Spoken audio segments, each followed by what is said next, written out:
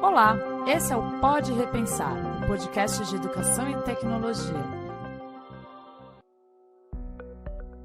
Olá pessoal, sejam bem-vindos a mais um episódio do Pode Repensar, o podcast sobre educação e tecnologia. Estamos aqui hoje eu, David Luz, a minha amiga Bárbara Zuparitz e os autores do livro Gestão Educacional Transformadora, Guia sobre Intraempreendedorismo, Estratégia e Inovação, a Ana Paula e o Marcos Galini.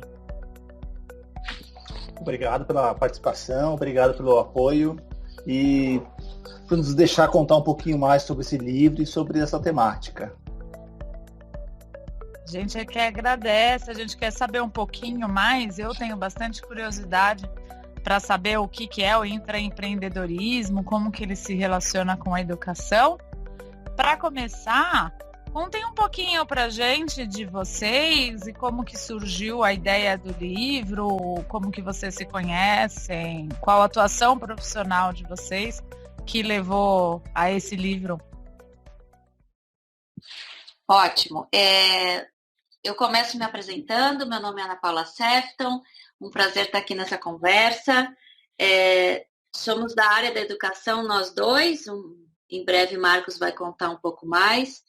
Eu sou pedagoga, tenho mestrado em educação, doutorado em educação e faz um tempo que eu já trabalho com diferentes vieses da educação. Para este livro especificamente, eu poderia ressaltar a experiência com educação empreendedora, empreendedorismo, que já vem desde a época de 2008. E foi na ocasião que, inclusive, Marcos e eu começamos a trabalhar juntos. E de muitas coisas e projetos que a gente já fez sobre educação e sobre educação empreendedora, a gente sempre conversava a respeito de um dia poder fazer algo mais, até que surgiu a oportunidade e até a emergência do tema. Então, nós nos reunimos para escrever juntos esse livro, Gestão Educacional, como uma forma de poder compartilhar também não só conceitos e uma perspectiva diferenciada da gestão dentro de instituições de educação, como também trazer ferramentas bem práticas mesmo para que as pessoas pudessem usar dentro das instituições em que trabalham.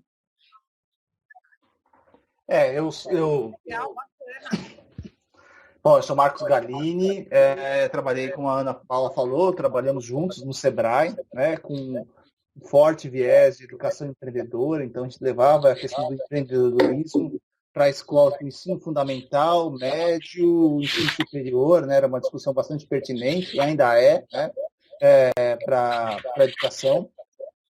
E essa experiência de discutir a questão da gestão. Então, nós dois tivemos experiências em gestão de projetos, trabalhando na gestão, na coordenação de instituições, e essa experiência nos marcou e, portanto, a gente queria trazer isso para o lado educacional, né? Então, que é uma questão bastante pertinente, principalmente para quem estuda na pedagogia ou na pós-graduação, a gestão educacional, a gente quis trazer esses conceitos para esse público. Mas o que para vocês, acho que para ajudar o pessoal que está ouvindo, para o professor, tal, o que você chama especificamente de intraempreendedorismo? E para quem é mais leigo, como é que vocês apresentariam esse conceito? Legal, David. É importante a gente entender o termo empreendedor, né? A gente tem uma visão bastante fechada de que o empreendedor é aquele que monta um negócio, né? Tem um negócio próprio. Mas o empreendedorismo ele abarca outras áreas, por exemplo, o empreendedorismo social. Então, pessoas que montam ONGs ou instituições até com fins lucrativos, mas com um objetivo muito, muito específico na área social ou educacional. Quando a gente trabalha essa questão do intraempreendedorismo, a gente tem que entender que o intraempreendedorismo é um empreendedor dentro de uma organização, ou dentro de uma empresa, ou dentro, por exemplo, de uma escola, né, como a gente está falando aqui. Então, quando a gente fala do intraempreendedor, é um empreendedor que está dentro, é um funcionário dentro de uma instituição que tem alguns comportamentos empreendedores que favorecem esse trabalho de inovar, essa questão de pensar estrategicamente. Então, o olhar para o intraempreendedor, para essa pessoa realmente inovativa ou uma pessoa que realmente está buscando inovar, está buscando fazer algo diferente dentro de uma organização. Bacana. E deixa eu ver se eu entendi. Ele tem a ver com a proatividade para a inovação? Eu acredito que seria melhor a gente dizer que tem essa proatividade para mudanças, né? A inovação pode ser um caminho para essas mudanças e para a busca de resultados. Então, uma pessoa intraempreendedora significa que ela vai atuar de forma empreendedora dentro de instituições das quais ela faz parte. Então, por exemplo, a gente pode considerar que uma pessoa intraempreendedora, ela pode ter um grupo de competências que favorecem uma atuação dela na perspectiva da inovação. Mas quando a gente fala inovação, não necessariamente é aquela inovação super gigante dentro de uma instituição ou que vai sair super caro e nunca vai sair do papel. Não, são pequenas mudanças, muitas vezes, que se faz no dia a dia e que se pode, sim, ser considerado como uma inovação. A partir da perspectiva que a gente pode usar a inovação para encontrar melhores soluções para a resolução de determinados desafios que a instituição pode estar enfrentando no momento. Legal. E deixa eu fazer uma pergunta. Vocês conseguem me dar um exemplo de uma atitude intraempreendedora na educação, numa escola? Como que isso se materializaria? Só para a gente balizar esse conhecimento sobre intraempreendedorismo na educação. Olha, o intraempreendedorismo ele pode acontecer tanto em instituições públicas quanto privadas. Acho que isso é algo bastante pertinente. A gente, no livro, a gente traz vários casos, tá? E o livro, a gente fala de um caso de um professor, de um diretor lá da comunidade de Heliópolis, aqui em São Paulo, né? Que tinha um problema bastante grande de violência na escola. Então, em determinado momento, levaram todos os computadores da escola, roubaram os computadores da escola, ele ficou desesperado, o diretor, e falou assim, eu preciso fazer alguma coisa. Aí ele saiu na comunidade falando, olha, não roubaram os computadores da escola, roubaram os computadores dos seus filhos, né? E começou esse movimento de articular junto à comunidade, os líderes comunitários ali na comunidade de Heliópolis. Aí depois de um dia, 2 dias, devolver os computadores lá para a escola, e aí a pessoa que levou os computadores falou, tio, estamos devolvendo aqui, mas não fala nada para a polícia e tal. Quer dizer, bom, aí esse foi um start. Esse diretor falou, não, bom, tudo bem, resolvi um problema, mas não dá para continuar assim, né? Essa escola com esse muro, tudo pichado, essas salas de aula toda cheio de cadeado, trancado. Então ele começou a se articular junto com alguns coordenadores e professores mais digamos assim, abertos ao novo, né? E ele começou a articular e falou assim, vamos fazer uma escola diferente. Então, a partir dessa ação, ele, por exemplo, quebrou as paredes da escola. Então, um saguão, as aulas acontecem no saguão, e aí as crianças trabalham por projetos, né? As crianças de uma escola pública dentro de uma comunidade aqui em São Paulo. Trabalham por projetos. Então, o professor não atende uma sala, ele atende grupos de alunos. Então, eles começaram a revolucionar um pouco essa escola. Então, tem ainda, né? Eleição, tinha representantes de turmas. Então, as crianças votam no que elas querem, por exemplo, na questão da gestão da escola, na questão da merenda. Então, vários assuntos elas votam, o que eles querem aprender. Então, eles vão discutir de forma democrática. Então, ele realmente inovou. Então, essa atitude intraempreendedora dele, né? Porque tem outras escolas da comunidade, mas outras escolas não fizeram a mesma coisa. Mas nessa escola, esse diretor, junto com outros profissionais também, tiveram essa capacidade, eles construíram esse espaço transformador, né? Dentro de uma escola pública. Que bacana, e acho que é um exemplo bem bem prático do que a Ana falou também, né? E que vocês estão reforçando que pode acontecer em qualquer instituição, né? Independente dos recursos, e pode partir de uma ação pequena e de repente ir tomando forma depois, né?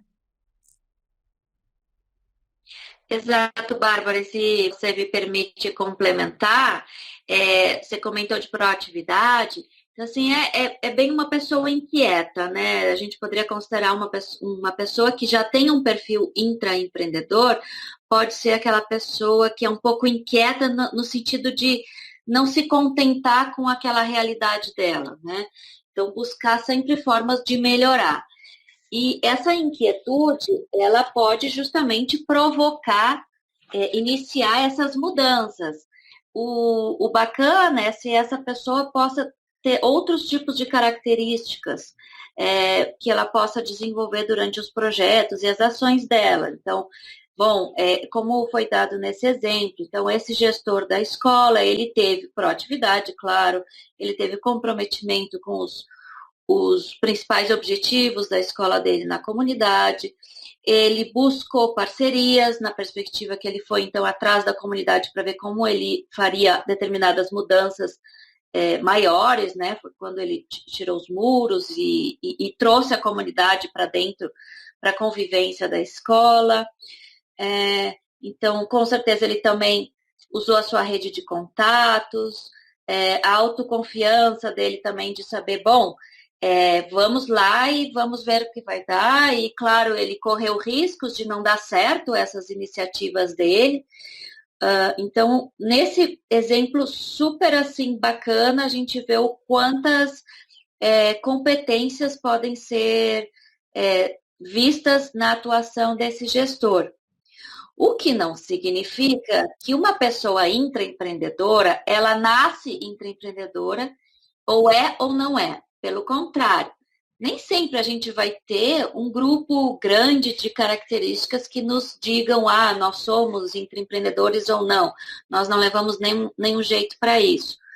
Então, o interessante é a gente perceber e até fazer uma busca de autoconhecimento, e o livro traz um pouco das ferramentas que podem contribuir para entender, nos compreender enquanto pessoa e profissional, claro, dentro dessas competências. O que a gente tem bem desenvolvidas, o que a gente tem que ainda são oportunidades para desenvolver, e aquelas que, de fato, para nós não seria possível de desenvolver, ao menos não num prazo possível aí de realizações.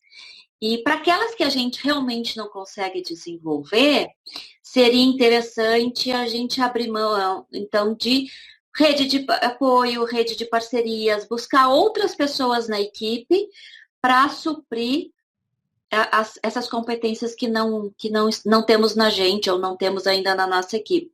Por isso a importância de a gente também pensar não só no desenvolvimento das nossas competências, como também na hora de montar um time, um grupo de professores, um grupo de coordenadoria de curso, gestores das universidades ou das escolas, buscar perfis de pessoas diferentes e que sejam complementares nas suas competências. Uhum. E historicamente, gente, estou pensando aqui, da onde vem esse termo? Sim, inicialmente a gente tem o termo empreendedorismo, né? Como o Marcos já pôde explicar um pouco. E quando se começou a estudar um pouco mais adiante os tipos de empreendedorismo, e aí o empreendedor de negócios, o empreendedor social, aquele empreendedor que atua com seu negócio sobre uma perspectiva de necessidade, ou seja, ele precisou se virar, se reinventar e criou o seu negócio para a sobrevivência, ou aquele empreendedor que viu uma oportunidade e conseguiu ampliar seus negócios ou abrir mais oportunidades dentro da sua área de atuação, enfim.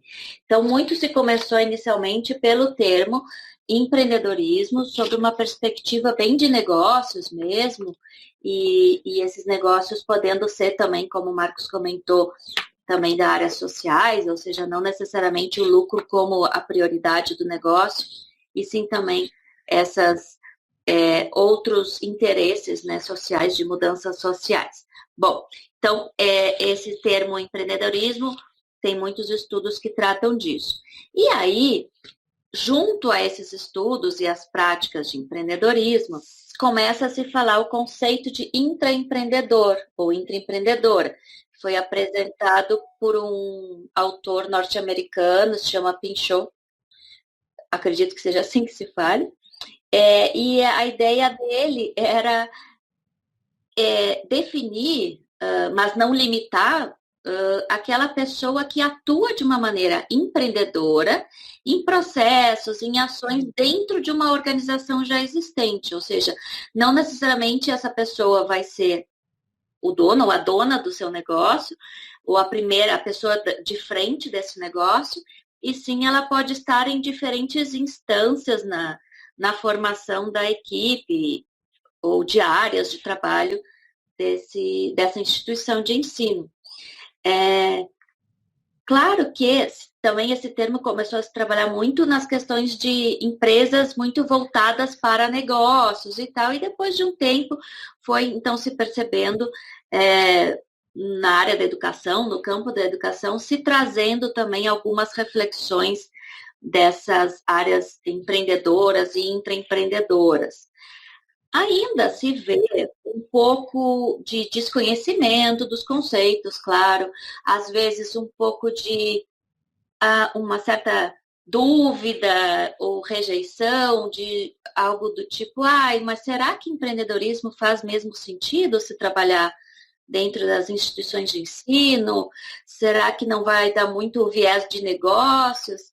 E quando a gente trata do conceito de intraempreendedorismo como aquela pessoa que pode ser uma pessoa que vai ser atuante nas transformações, nas buscas de mudanças e resultados, aí a gente consegue mostrar um pouco quanto é produtivo, não só começar a mapear dentro da sua escola, da sua instituição, aquelas pessoas que porventura possam ter esse perfil mais intraempreendedor, como também oportunidades de desenvolvimento, ou seja, de formação mesmo de equipe, né, de professores, de coordenadorias, etc. Sim.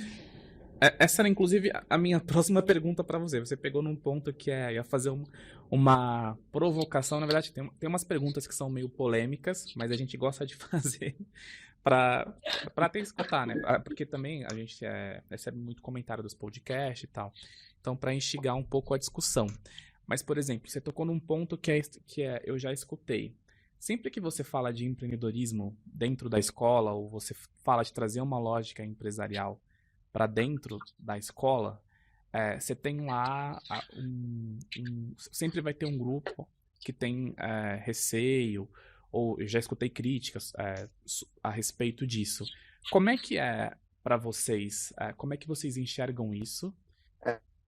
David, essa questão é bastante complexa. Eu lembro, a Ana Paula também participou, a gente implementou um programa de empreendedorismo nas escolas, nas redes estaduais, na rede estadual e nas redes municipais aqui no estado de São Paulo. Depois esse programa foi para o Brasil. E a gente ia fazer capacitação e os professores, a primeira coisa rejeitavam, né? Não, como assim empreendedorismo? É trabalho infantil, né? Com as minhas crianças. Como que é essa questão? Sempre apareciam essas dúvidas, né? E a gente escutava, né? Entendia toda essa questão e a gente ia desconstruindo um pouco essa percepção. Por quê? Porque a gente trabalha o intraempreendedor e a gente trabalha muito na perspectiva do comportamento empreendedor, né? Não é o empreendedorismo de negócio propriamente dito, mas o comportamento. Então a gente trabalha essa questão de desenvolvimento dos comportamentos. A Ana até comentou no início. Então vamos trabalhar com calcular riscos, saber ter iniciativa, estabelecer parcerias. Então uma série de competências que o empreendedor, o intraempreendedor deve possuir. Então quando a gente fazia esse trabalho com as crianças, elas elas montavam até um plano de negócio e tal, mas o mais bacana era elas refletirem sobre os comportamentos empreendedores que elas desenvolviam naquele momento. Então, quando eles iam lá vender um produto que eles fizeram, né, construíram e iam vender. Então, eles tinha que ter iniciativa, tinha que ter a questão da comunicação, então, uma série de competências. E dentro da escola, isso a gente enfrenta muito isso mesmo, porque a escola, apesar de ser um negócio, mas ela é regulada pelo governo, ela tem um fim em si mesmo, está lá na LDB, está na Constituição, então está muito bem delimitado onde que ela tem que caminhar, né?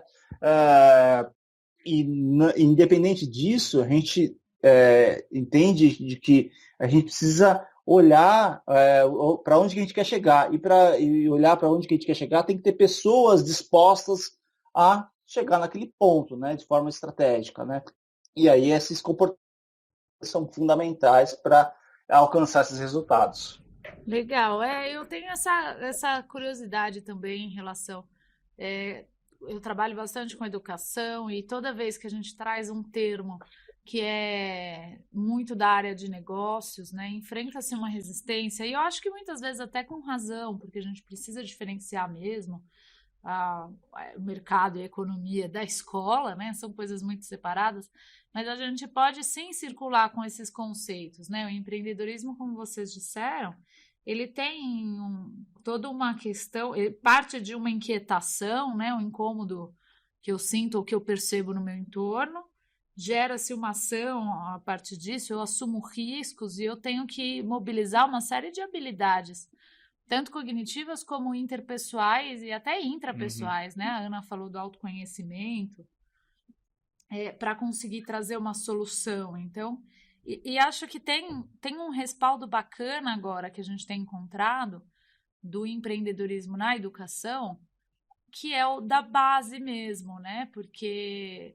os 4 eixos para os itinerários formativos do ensino médio, um deles é o empreendedorismo, né? Então, para o ensino médio, para os mais adultos, vamos dizer, né, para os jovens mais crescidos, o empreendedorismo já está sendo integrado ao currículo escolar, enfim. Isso me leva, acho que é uma outra pergunta também que eu queria fazer para a Ana, quando ela, em uma das falas dela, estava dizendo que são vários atores, inclusive precisa-se de uma equipe que tenha conhecimentos diversos, né? Então, quer dizer, no intraempreendedorismo na educação, eu não me refiro somente à gestão. Eu posso ter o intraempreendedorismo em vários atores da educação, é isso? Isso, exato. Então, quando a gente pensa na gestão, como diz o nome do livro, né, numa gestão educacional transformadora, a gente, claro, tem o enfoque sobre a perspectiva da gestão. Então, seria muito interessante que os gestores, as gestoras, enfim, tivessem uma perspectiva intraempreendedora, mas muitas vezes o que a gente vê não é um cenário muito favorável, ou seja, o que seria um cenário favorável dentro de uma instituição para trabalhar a questão intraempreendedora? Que a própria gestão da escola, a direção, a coordenação, ou a própria reitoria, se for o caso das universidades, já trabalhassem essa perspectiva, então, né, inovadora, de trazer pessoas, profissionais com diferentes competências, para poder, claro, sempre dentro de uma perspectiva convergente, a missão, a visão, os objetivos gerais daquela instituição, poder, então, trabalhar ideias inovadoras, práticas diferenciadas para solucionar determinados desafios. Isso seria um cenário favorável, né? Então, quando a gestão já vem com essa premissa. Um cenário de oportunidades seria quando o cenário, então, não vem com esta perspectiva aberta a ideias, a posturas diferenciadas, a pessoas que tenham essa inquietude em diferentes instâncias, como os professores e professoras, né? Mas mesmo assim, essas pessoas tivessem uma prática de inquietude, né? Então, de frente a determinados problemas, sejam eles mais específicos de sala de aula, de metodologia ou de evasão de alunos, até coisas mais complexas de como encontrar novas oportunidades, então, de trabalhar determinados formas dentre áreas de conhecimento, etc. Então, quando não se tem uma situação favorável, fica muito claro que as mudanças e essa inquietude acaba que muitas vezes vem de professores e professoras. Claro que também tem gestores dentro de uma perspectiva desfavorável que também encontra caminhos, assim como foi o exemplo dado anteriormente. Uhum.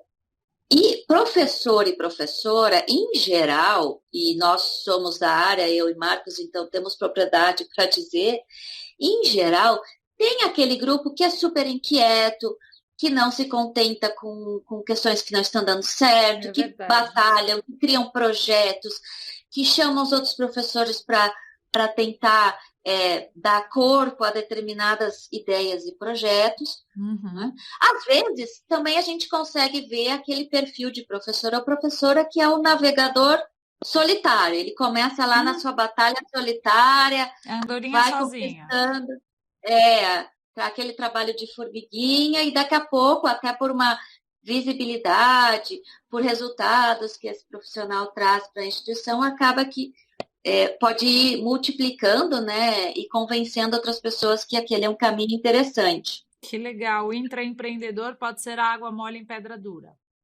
Também, claro. E isso que... a gente poderia dizer, desculpa, mas para complementar, que uma das competências é a persistência. Ah, legal, é verdade. E nada melhor do que o perfil de professor que a gente conhece, que muitas vezes são persistentes nos seus ideais. Sim, resilientes, né? Não, e é bem legal isso, porque quando você olha dessa perspectiva mais das habilidades, das competências, porque por mais que tenha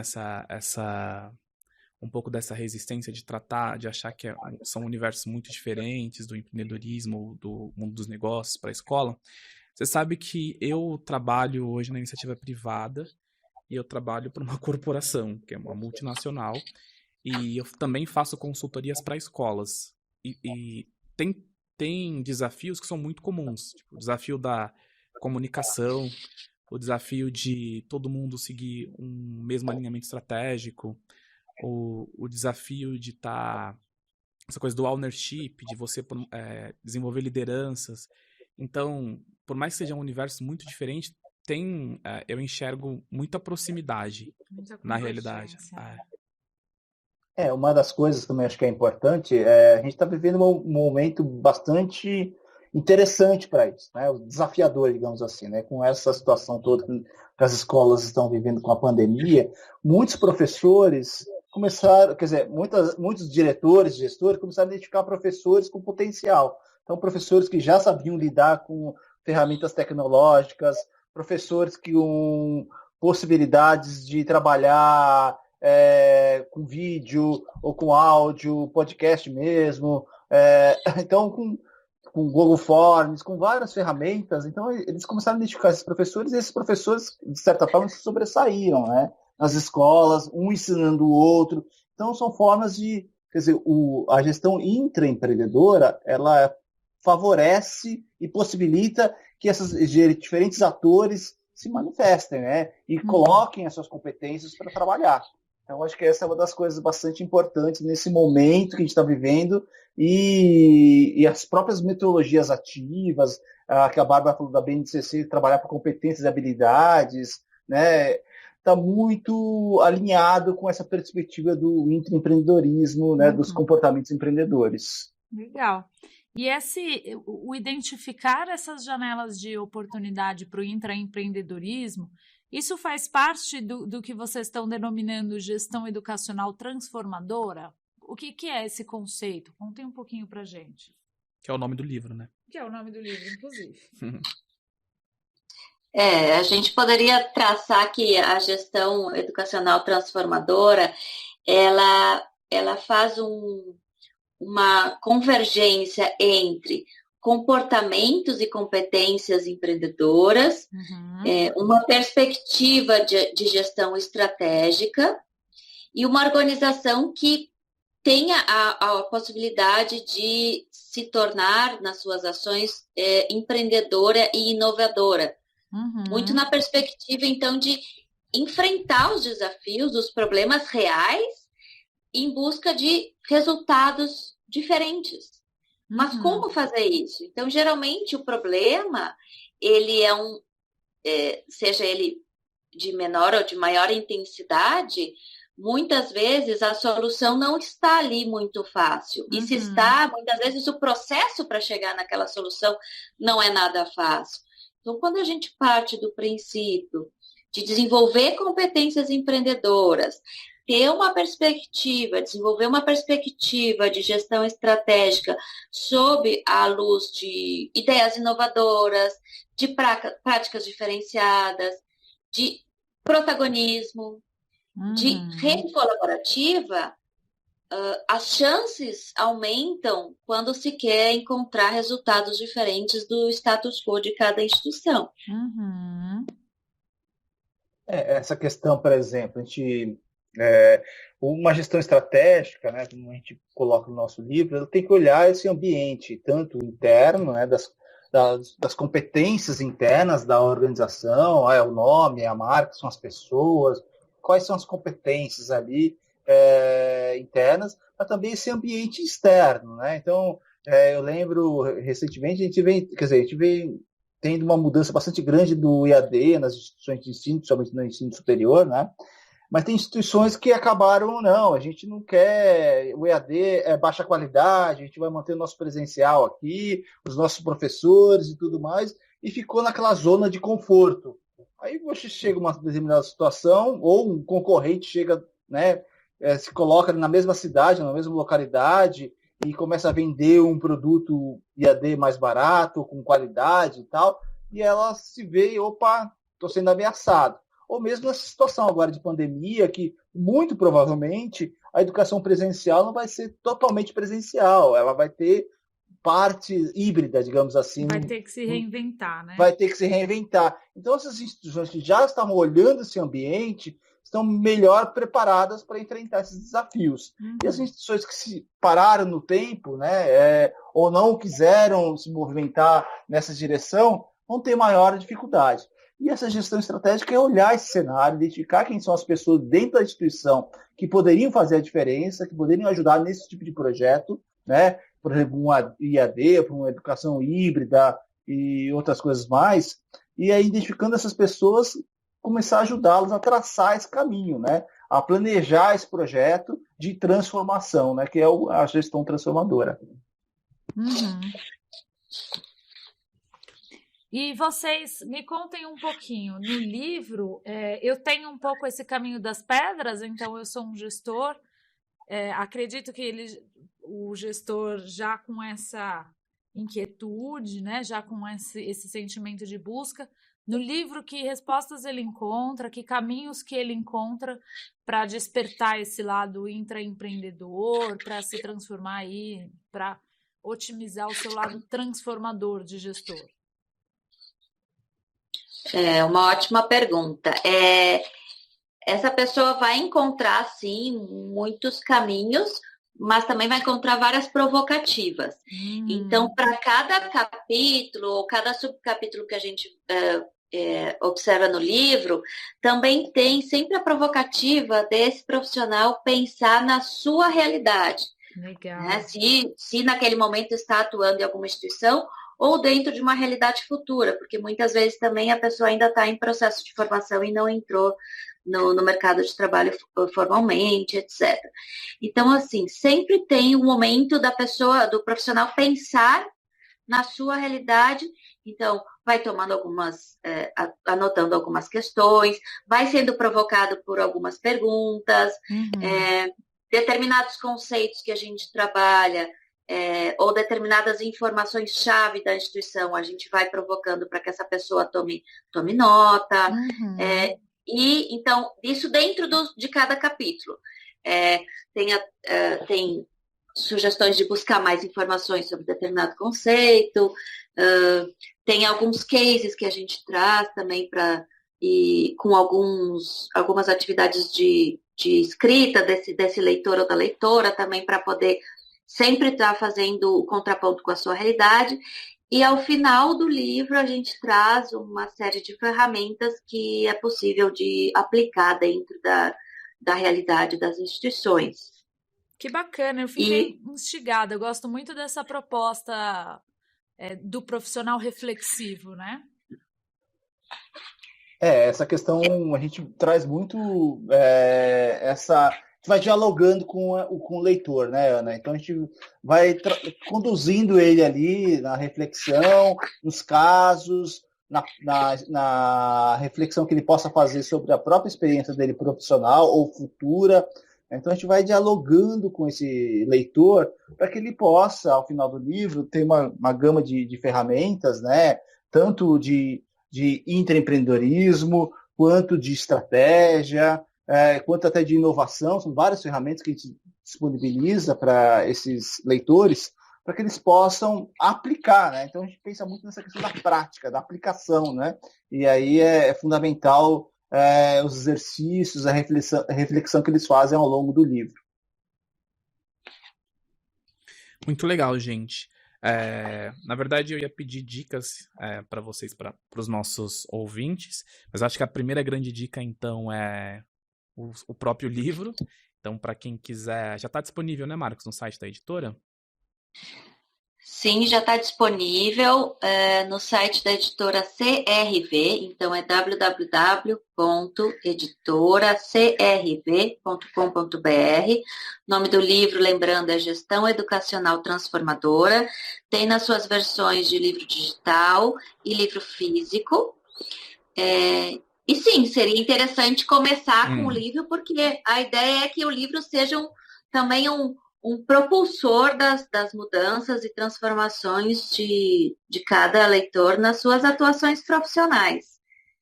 Tá, perfeito. E vocês têm outras dicas de materiais ou referência para quem se interessa por esse tema? Dentro do livro, além de a gente ter alguns campos de busca mais, ou seja, até para quem quiser se aprofundar em determinados temas, como próprio empreendedorismo, intraempreendedorismo, o que são essas competências, né, como é que se aplicam essas competências, ou melhor dizendo, como é que se desenvolvem essessas competências e se aplicam essas competências. Então, é um pouco de abrir a perspectiva do campo da educação e trazer autores e autoras estudiosos de outras áreas para poder fazer essa provocativa e esse diálogo, né? Então, até mesmo o próprio Sebrae, que ele é bem focado em empreendedores e empreendedoras de negócio, tem vários materiais do básico até o mais complexo a respeito dessas temáticas, né?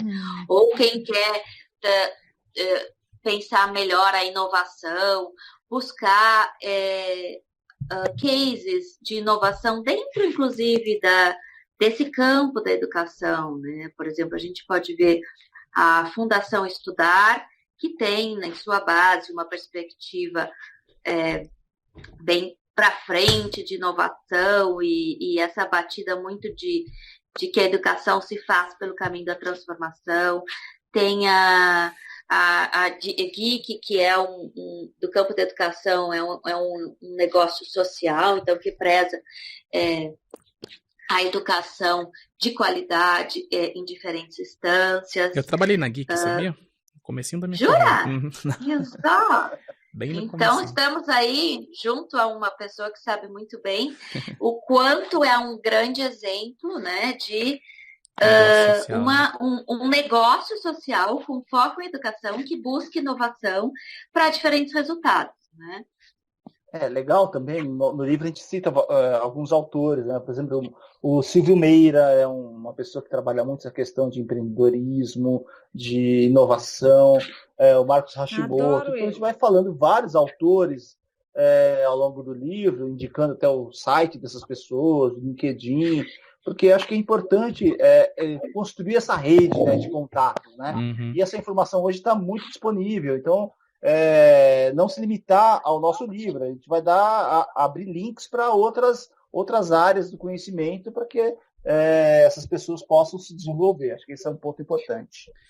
Falando em outros estudiosos ou atuantes do campo de inovação e de empreendedorismo, tem a Ana Fontes, né, que traz bastante um diálogo e um debate de equidade no campo de negócios, trabalhando muito as mulheres empreendedoras. A Ana Fontes do Rede Mulheres Empreendedoras, né? Isso, Rede Mulheres Empreendedoras. E a própria Rede Mulheres Empreendedoras compartilha muitos conceitos e ferramentas que podem ser usados.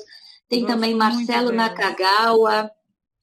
O Nakagawa, ele atua bastante no quesito de inovação, startups, mas o mais importante de tudo, e essa pessoa que vai estar interessada em buscar mais informações, é sempre estar nessa perspectiva de atrelar, então, como que isso é possível dentro do campo da educação,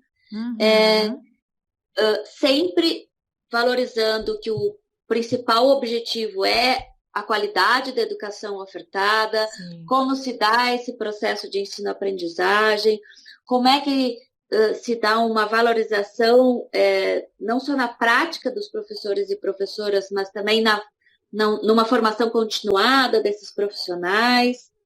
Então, como é que a gente pode ir mudando um pouco, trazendo um pouco dessa cultura empreendedora para dentro da instituição de ensino, visando, então, propostas inovadoras que nos tragam resultados mais efetivos para aquilo que a gente espera naquele momento. Perfeito. Só lembrando que a gente vai deixar o link do livro para quem quiser na página do podcast, e essas referências também, o que o Marcos e a Ana deixarem para a gente vai deixar lá no site. Adorei o papo, gente, super bacana, já estou instigadíssima para usar as ferramentas e partir das reflexões que são propostas, e agradeço super a participação de vocês hoje para a gente conseguir, de alguma forma, contribuir para uma gestão educacional mais transformadora mesmo. Ótimo, o prazer é nosso. Dialogar sobre educação é sempre uma boa pedida. Então, a gente agradece o espaço e, com certeza, a gente está à disposição para novos diálogos. A gente que agradece a participação de vocês, acho que é um prazer enorme. Eu já comprei o meu livro, ainda não tive tempo porque chegou agora, né, no comecinho da semana passada. Mas obrigado Marcos, obrigado Ana, e estamos sempre aí. Obrigado, Bárbara, obrigado, David, pela oportunidade de a gente conversar e discutir sobre esses temas tão bacanas aí para a comunidade da educação. Legal, muito obrigada aos convidados, obrigada, David, meu parceiro de podcast. Fiquem ligados nas referências que nós vamos deixar sobre esse tema e sobre os próximos temas que virão no Pode Repensar.